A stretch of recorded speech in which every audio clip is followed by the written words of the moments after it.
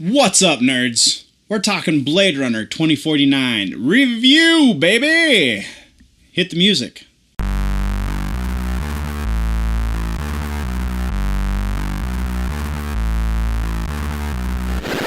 Generally nerdy.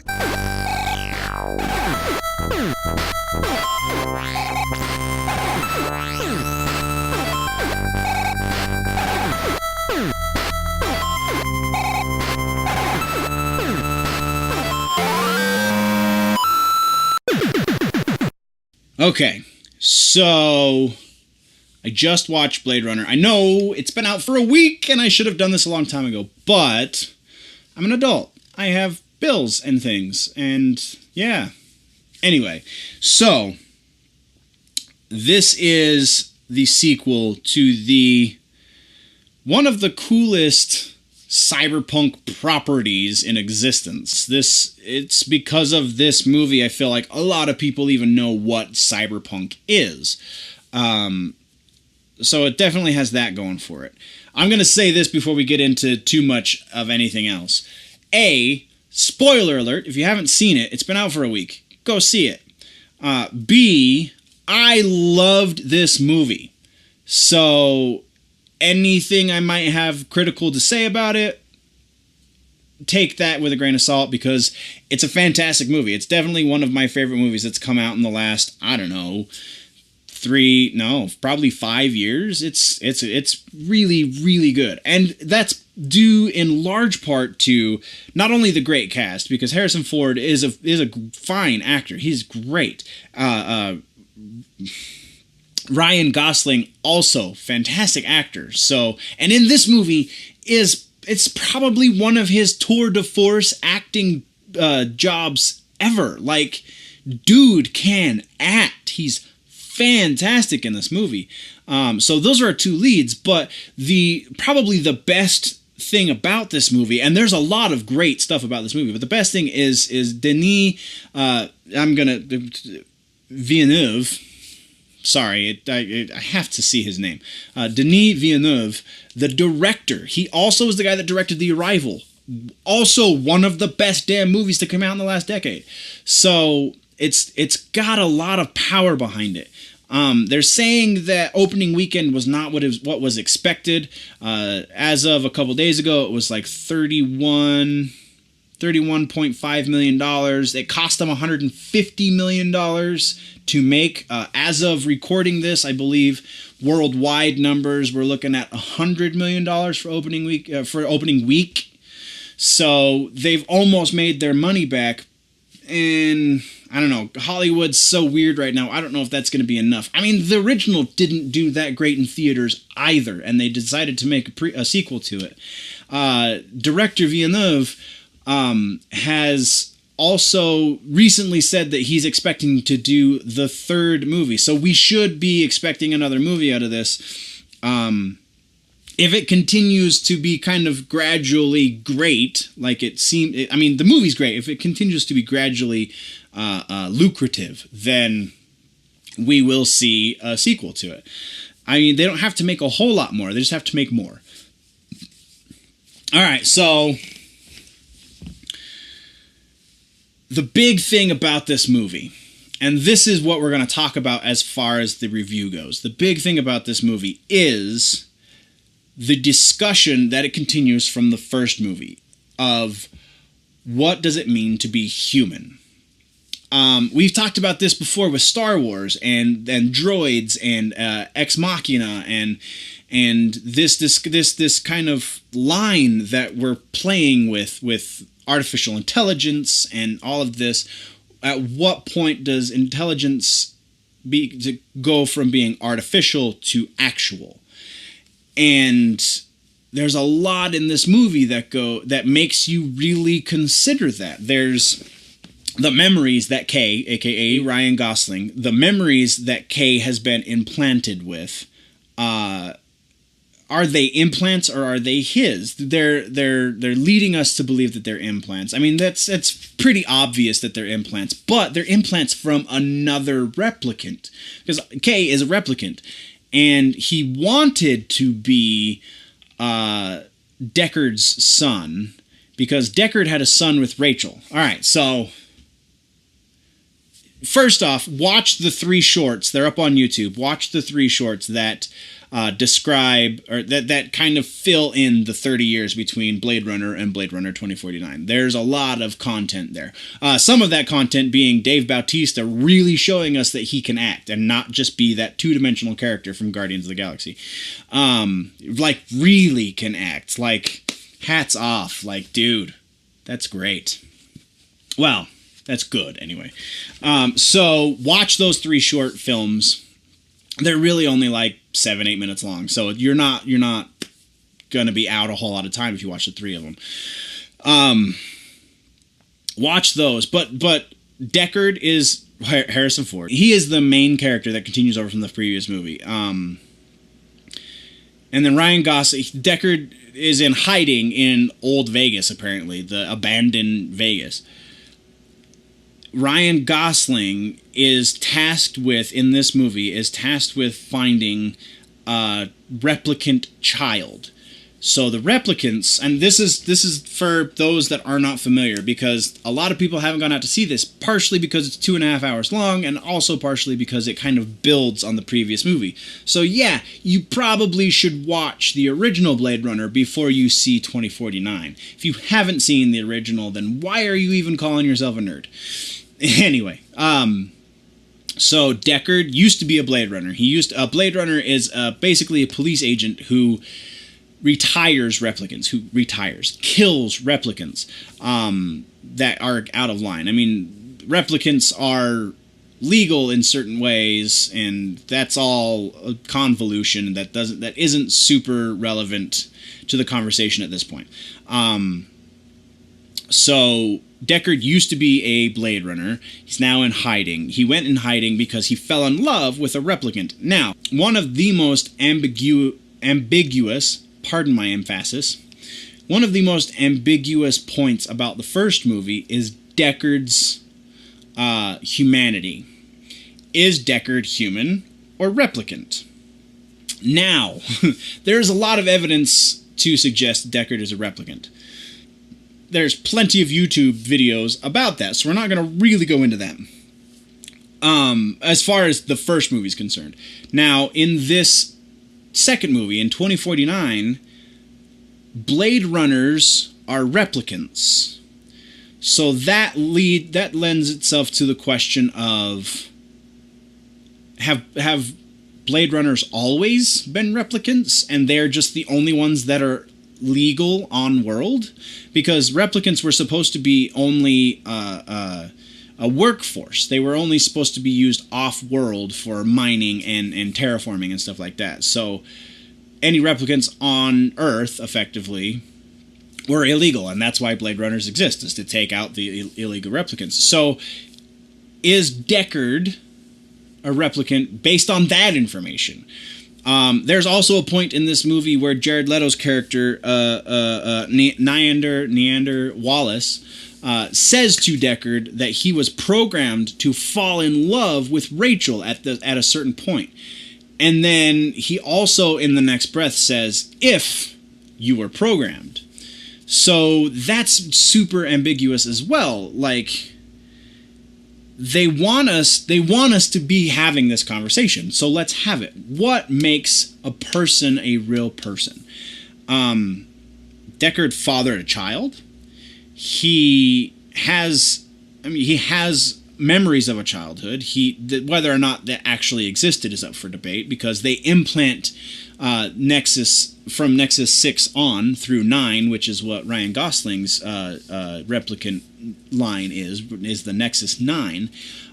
They implant them with memories so that they can act more human, and so they don't go crazy, because that was the whole thing with Nexus 6's, is they didn't have enough memory, so they were going crazy. Memories as in things that create character and make us human, make us who we are, is based off of our previous experiences. So if there are no previous experiences, then what kind of morality does that lend you to? So anyway, Deckard fathered a child. He has memories of his own childhood. He lives a life with a person he loves That person is artificial, but still, he loved her. What does that not make him? And he thinks for himself. Yeah, there is an argument to be made, like in Westworld, also another one where we talk about where does humanity begin. He thinks for himself, he makes his own decisions, but the argument that can be made is, well, he's programmed to think he's thinking for himself, but his programming lends him towards certain actions and certain things, if he's a replicant.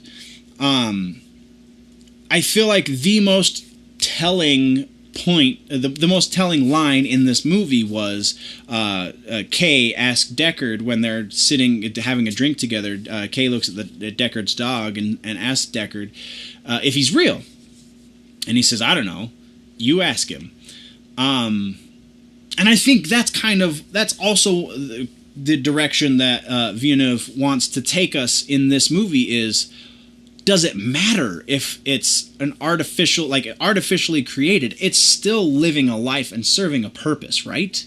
Is that not at least part of what makes us human? So, another fantastic element of this question is Kay's girlfriend, played by Ana de Armas. She's a Joy model, JOI. I don't know if it's an acronym for anything, but it's a holographic girlfriend, effectively. And Ana de Armas does fantastically at this, and she is the most obviously artificial person as far as the character, is the most artificial person in this world, but possibly one of the most emotive characters here. Now, is that her programming? Or does she really fall in love with Kay? She wants to call him Joe. But then at the end, so she dies, she's killed, and she killed her hard drive, her projector, effectively, is destroyed, therefore rendering her dead. And then Kay is walking on a bridge and he sees an ad for Joy, and she says, "You look like a Joe." And that kind of stops him and makes him think, was any of the interaction he had with her real?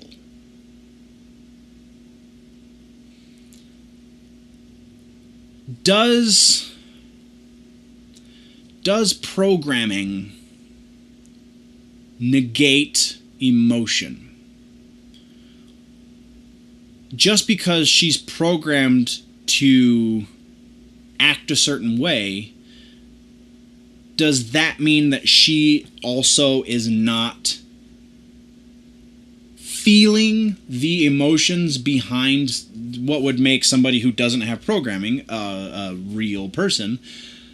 The emotions that person would feel, the ones that she's potentially parodying, does she not, because she's programmed, does she not also feel that? Like, that's, I don't know, that's the philosophy behind this.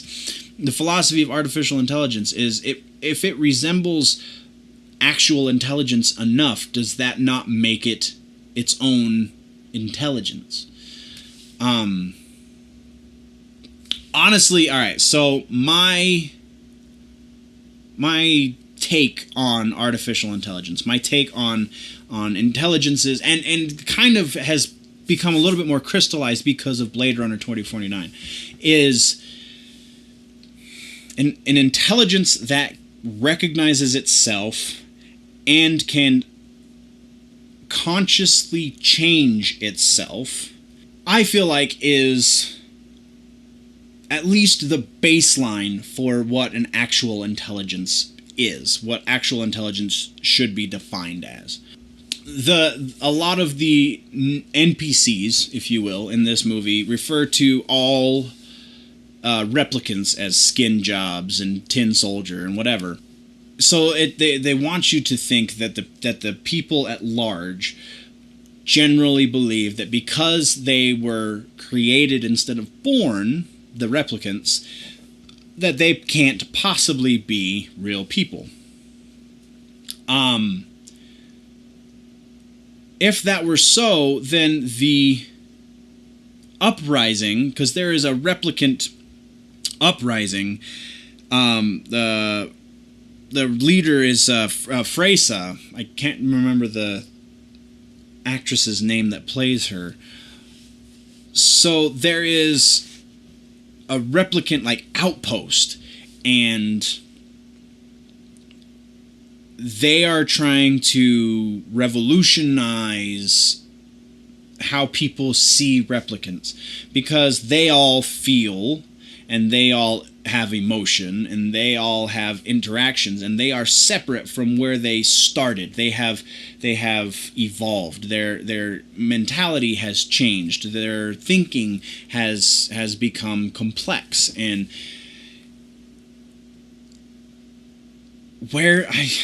I'm just talking in circles at this point.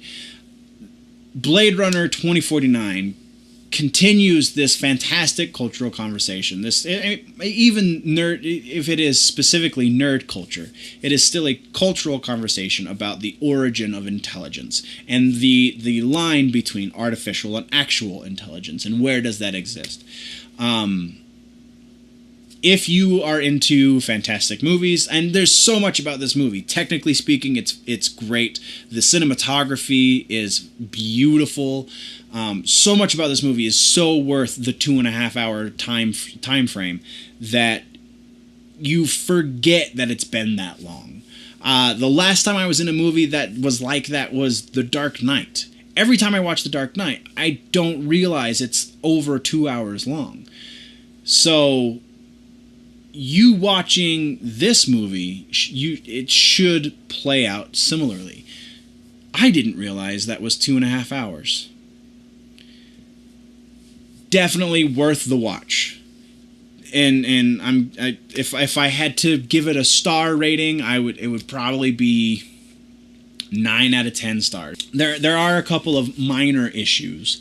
Nothing really worth noting, because really the purpose of this movie is to continue this conversation about humanity and what makes us human and what sets us apart from things artificial. So, see this movie. Give them your money. Go see it. Preferably see it on a large screen. If you have an XD screen available to you, go see it on that. Because so much of the cinematography only works on a giant screen that even watching it on your TV at home is not going to do it the justice it deserves. It is fantastically made. It is wonderfully acted, even if it is, at the end of it, super ambiguous about what you were supposed to experience. And that's another thing that Villeneuve does very well, is makes you question your experience that you just had. What just happened? And that's up for your interpretation. Thank you guys for watching. GenerallyNerdy.net is the website. I do a lot of reviews like this. I also do the Weekend Nerddom. Patreon.com/GenerallyNerdy if you want to support me and help me to continue to do things like this. And also, you must remember that if it's generally nerdy, it's probably here.